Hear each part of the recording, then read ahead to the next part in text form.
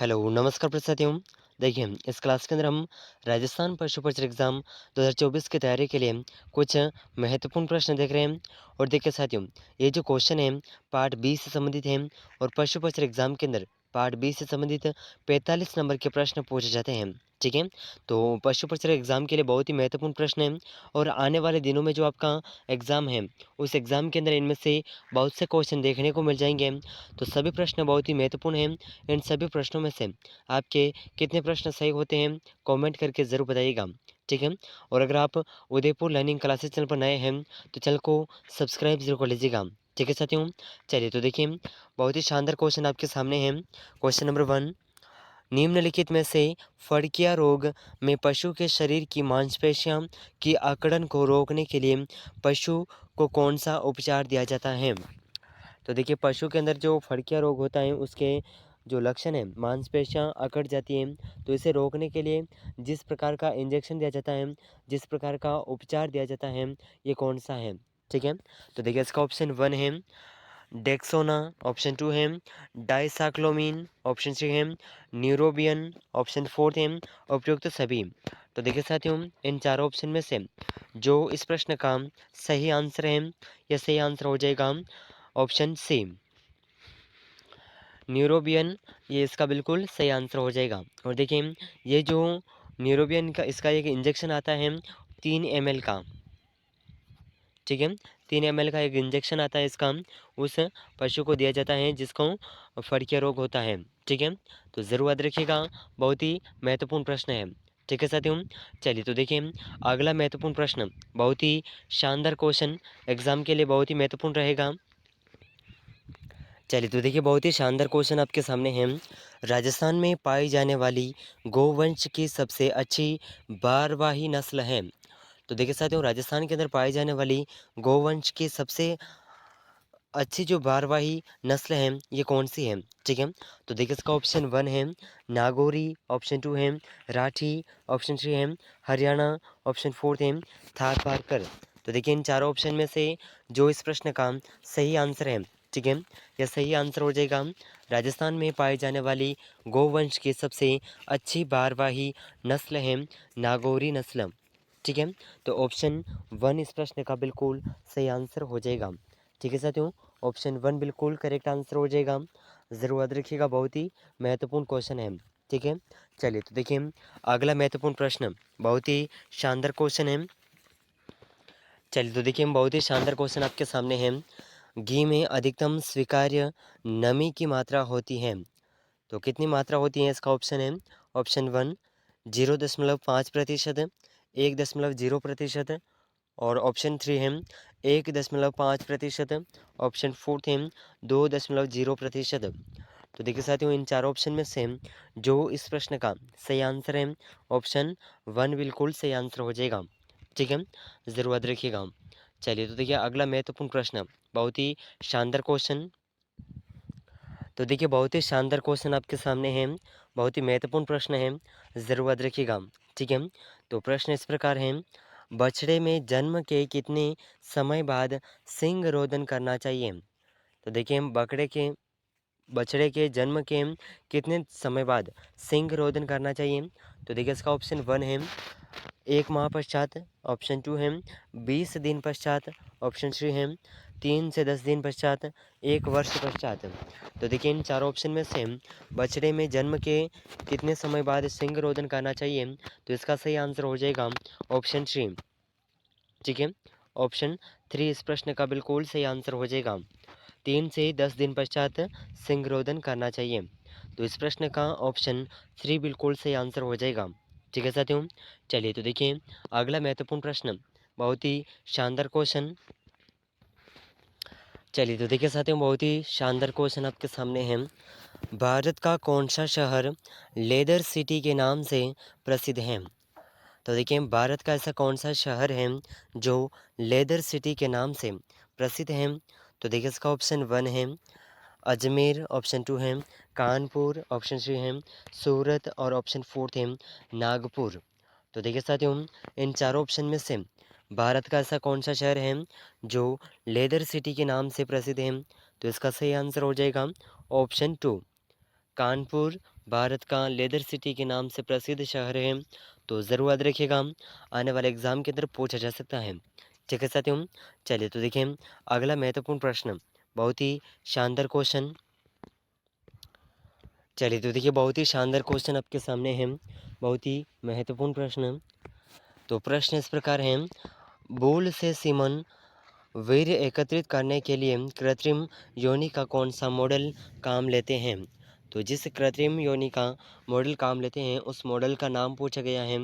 तो देखिए इसका ऑप्शन 1 है Missouri model, Danish model, option 3 है मिसिसिपी मॉडल, ऑप्शन 4 है कोई नहीं। तो देखिए बूल से सीमन वीर्य एकत्रित करने के लिए जिस कृत्रिम योनि का मॉडल काम लेते हैं यह मॉडल है डेनिश मॉडल। तो इस प्रश्न का ऑप्शन बी बिल्कुल सही आंसर हो जाएगा। ठीक है साथियों, ज़रूर याद रखिएगा, बहुत ही महत्वपूर्ण प्रश्न है। ठीक है, तो देखिए इस क्लास के अंदर हमने कुछ महत्वपूर्ण प्रश्नों को कवर किया है और इन सभी प्रश्नों में से आपके कितने प्रश्न सही हो रहे हैं कमेंट ज़रूर करिएगा।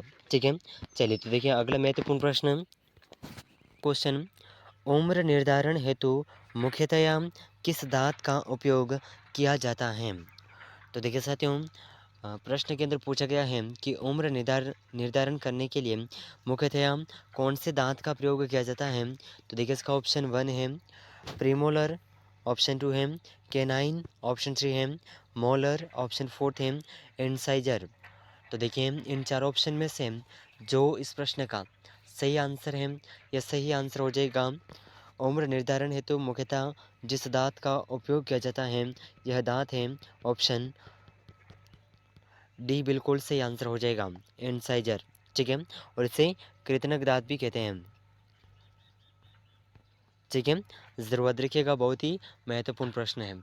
चलिए तो देखिए अगला महत्वपूर्ण प्रश्न, चलिए तो देखिए बहुत ही शानदार क्वेश्चन पूछा गया है, निम्न में से किस देश समूह में चलवासी चरवाहे का सर्वाधिक महत्व है? तो देखिए साथियों ऐसा कौन सा देश अ, देश का समूह है जिसमें चलवासी, जो चलवासी चरवाहे होते हैं उनका विशेष महत्व है, सर्वाधिक महत्व है। तो इन देशों के नाम हैं ऑप्शन 1 कनाडा और स्वीडन, ऑप्शन 2 है उत्तरी अमेरिका और दक्षिणी अमेरिका, ऑप्शन 3 है चीन और तुर्की, ऑप्शन 4 है भारत और अफ्रीका। तो देखिए साथियों इन चारों ऑप्शन में से जिस देश समूह में चलवासी चरवाहे का सर्वाधिक महत्व है यह देश का समूह है ऑप्शन 4 भारत और अफ्रीका में। ठीक है, तो इस प्रश्न का ऑप्शन डी बिल्कुल सही आंसर हो जाएगा। ठीक है साथियों, ऑप्शन डी बिल्कुल सही आंसर हो जाएगा, ज़रूर याद रखिएगा, बहुत ही महत्वपूर्ण प्रश्न है। ठीक है, चलिए तो देखिए अगला महत्वपूर्ण प्रश्न, तो देखिए बहुत ही शानदार क्वेश्चन है, कागड़ा यानी कि हिमाचल प्रदेश के चरवाहे कौन सा पशु पालते हैं? तो देखिए साथियों हिमाचल प्रदेश के चरवाहे हैं जो हैं कौन सा पशु पालते हैं? तो देखिए इसका ऑप्शन 1 है याक को, गाय और भैंस को, मस्क बेल को, या फिर भेड़ और बकरी को। तो देखिए साथियों हिमाचल प्रदेश के जो चरवाहे हैं ये कौन से पशु को पालते हैं?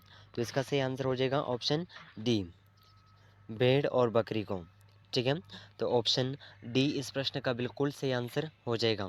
ठीक है साथियों, चलिए तो देखिए अगला महत्वपूर्ण प्रश्न, चलिए तो देखिए साथियों बहुत ही शानदार क्वेश्चन है, गद्दी समुदाय के लोग सर्दी के मौसम में अपना समय कहाँ पर व्यतीत करते हैं? तो देखिए साथियों गद्दी समुदाय के लोग सर्दी के मौसम में अपना समय जो है कहाँ पर व्यतीत करते हैं, इस क्वेश्चन के अंदर पूछा गया है। ठीक है, तो देखिए इसका ऑप्शन 1 है शिवालिक की पहाड़ियों पर, लाहौल और स्पीति में, और ऑप्शन 3 है कश्मीर घाटी में, ऑप्शन 4 है अरावली पर्वत में। तो देखिए इन चारों ऑप्शन में से जो इस प्रश्न का सही आंसर है गद्दी समुदाय के लोग सर्दी के मौसम में अपना समय कहाँ पर व्यतीत करते हैं, तो यह शिवालिक की पहाड़ियों में अपना समय व्यतीत करते हैं। ठीक है, तो इस प्रश्न का ऑप्शन अ बिल्कुल सही आंसर हो जाएगा। ठीक है, ऑप्शन ए बिल्कुल सही आंसर हो जाएगा, ज़रूर याद रखिएगा। ठीक है साथियों, चलिए तो देखिए अगला महत्वपूर्ण प्रश्न,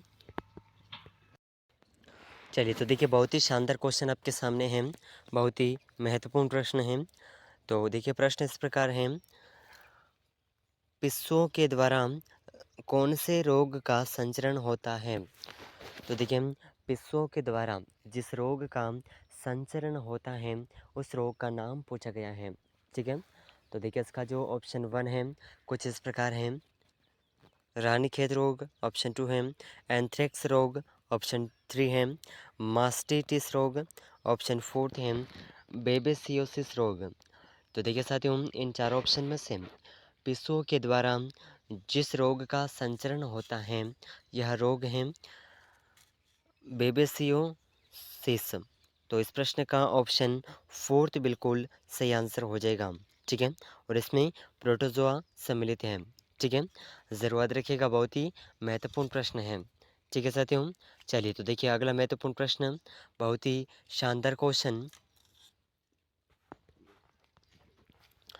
चलिए तो देखिए साथियों बहुत ही शानदार क्वेश्चन आपके सामने है, बहुत ही महत्वपूर्ण प्रश्न, बहुत ही शानदार क्वेश्चन है, ज़रूर याद रखिएगा। तो देखिए प्रश्न इस प्रकार है, किसमें श्वसन किलोम होता है? तो देखिए किसमें श्वसन से किलोम से होता है? तो देखिए जिसका जो श्वसन है किलोम से होता है, तो ये ऑप्शन है इसके, ऑप्शन 1 कॉकरेज का, मछली का, मेंढक और केचुए का। तो देखिए इन चार ऑप्शन में से जिसमें श्वसन किलोम से होता है, किलोम से, तो ये है मछली। ठीक है, तो ऑप्शन बी बिल्कुल सही आंसर हो जाएगा। और मेंढक का त्वचा से होता है। ठीक है, ज़रूर रखिएगा, बहुत ही इंपॉर्टेंट क्वेश्चन है और एग्ज़ाम की दृष्टि से बहुत ही महत्वपूर्ण प्रश्न है। ठीक है साथियों, चलिए तो देखिए अगला महत्वपूर्ण प्रश्न, बहुत ही शानदार क्वेश्चन। चलिए तो देखिए साथियों बहुत ही शानदार क्वेश्चन आपके सामने है, बहुत ही महत्वपूर्ण प्रश्न, ज़रूर याद रखिएगा। ठीक है, चलिए तो देखिए प्रश्न इस प्रकार है, घोड़े एवं खरगोश में क्षुद्रांत एवं बृहदांत्र के बीच में एक थैलीनुमा बड़ी संरचना होती है जिसे कहा जाता है। तो देखिए घोड़े और खरगोश के अंदर जो क्षुद्रांत और बृहदांत्र के बीच में जो थैलीनुमा बड़ी संरचना होती है उसे क्या कहा जाता है? ठीक है, तो देखिए इसका ऑप्शन 1 है रोमेन, अर्धनाल, ऑप्शन 3 है कंड, ऑप्शन 4 है जड़नाव। तो देखिए साथियों इन चारों ऑप्शन में से जो इस प्रश्न का सही आंसर है, यह सही आंसर हो जाएगा घोड़े एवं खरगोश में क्षुद्रांत एवं बृहदांत्र के बीच में एक थैलीनुमा बड़ी संरचना होती है जिसे अर्धनाल कहा जाता है। ठीक है, तो ऑप्शन बी इस प्रश्न का बिल्कुल सही आंसर हो जाएगा। ठीक है साथियों, ऑप्शन बी इस प्रश्न का बिल्कुल करेक्ट आंसर हो जाएगा। ज़रूर याद रखिएगा, बहुत ही महत्वपूर्ण प्रश्न है। ठीक है, चलिए तो देखिए अगला महत्वपूर्ण प्रश्न, बहुत ही शानदार क्वेश्चन। चलिए तो देखिए साथियों बहुत ही महत्वपूर्ण प्रश्न, बहुत ही शानदार क्वेश्चन है। ऐसा कौन सा रोग है जिसमें पक्षियों का मुख्यतः श्वसन एवं तंत्रिका तंत्र प्रभावित होता है? तो देखिए साथियों ऐसा कौन सा रोग है जिसमें पक्षियों का मुख्यतः श्वसन एवं तंत्रिका तंत्र प्रभावित होता है, तो उस रोग के बारे में पूछा गया है। तो देखिए इसका ऑप्शन 1 है फाउस फॉक्स, ऑप्शन 2 है न्यू कैंसल रोग, ऑप्शन 3 है कोक्सीम डियोसिस रोग, ऑप्शन 4 है हाइपोकैल्सीमिया। तो देखिए साथियों इन चारों ऑप्शन में से जो इस प्रश्न का सही आंसर है, जिस रोग के कारण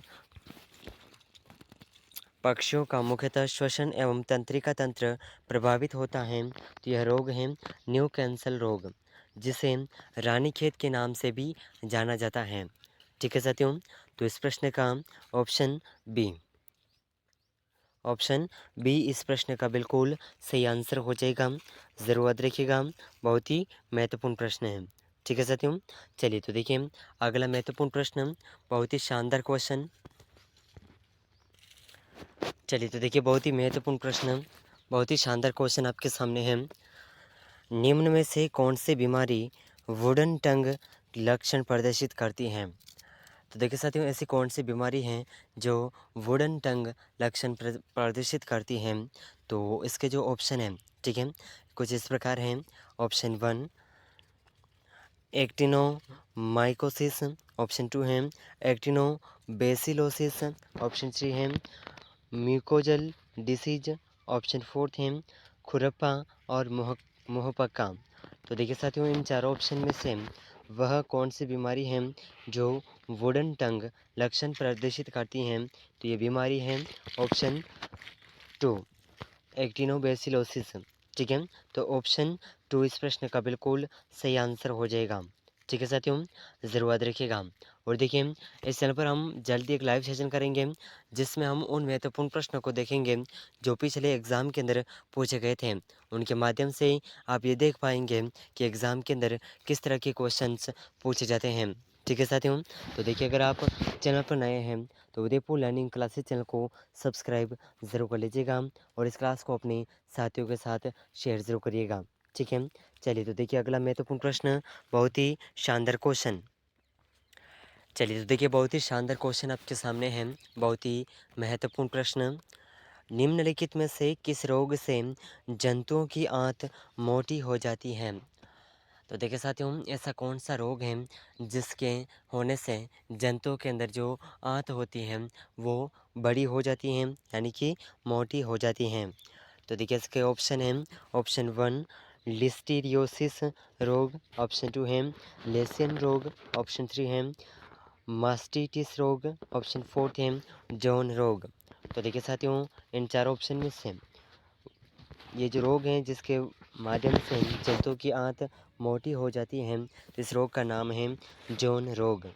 ठीक है, तो ऑप्शन डी इस प्रश्न का बिल्कुल सही आंसर हो जाएगा। ठीक है साथियों, ज़रूर याद रखिएगा, बहुत ही महत्वपूर्ण प्रश्न है। तो देखिए, इस क्लास के अंदर हमने कुछ महत्वपूर्ण प्रश्नों को कवर किया है और इन सभी प्रश्नों में से आपके कितने क्वेश्चन सही हुए हैं कमेंट करके ज़रूर बताइएगा। और अगर आप उदयपुर लर्निंग क्लासेस चैनल पर नए हैं तो चैनल को सब्सक्राइब ज़रूर कर लीजिएगा। मिलते हैं अगले महत्वपूर्ण प्रश्नों के साथ में, तब तक के लिए जय हिंद, जय भारत।